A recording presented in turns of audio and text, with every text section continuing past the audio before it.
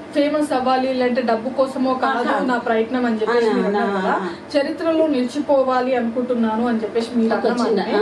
Okay, మీరు అన్న మాట నేను అడుగుతున్నా, చరిత్రలో నిలిచిపోవాలి అనుకోవడానికి మనకి ఎగ్జాంపుల్ ఎంతో మంది ఉన్నారు, చరిత్రలో మంచి పనులు చేసి నిలిచిపోయిన వాళ్ళు.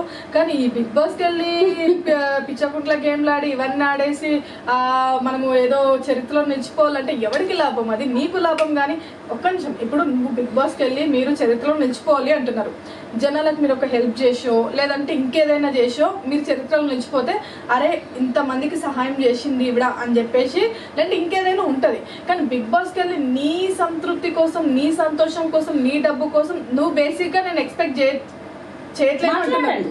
ఓకే, ఎక్స్పెక్టేషన్ చేయట్లేదు అంటున్నారు. కానీ మీరు బిగ్ బాస్ వెళ్ళడం వల్ల ఏం లాభం? చరిత్రలో నిలిచిపోయేంత గుర్తించుకునేంత జనాలు చేయకొట్టేంత ఏంటి? జనాల కోసం కాదు, ఇది నా కోసం, నా తృప్తి కోసం.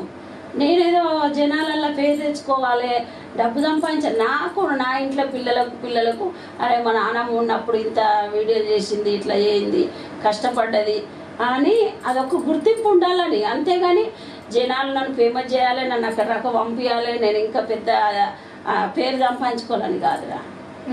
నా చిన్న ఆశ అంతే.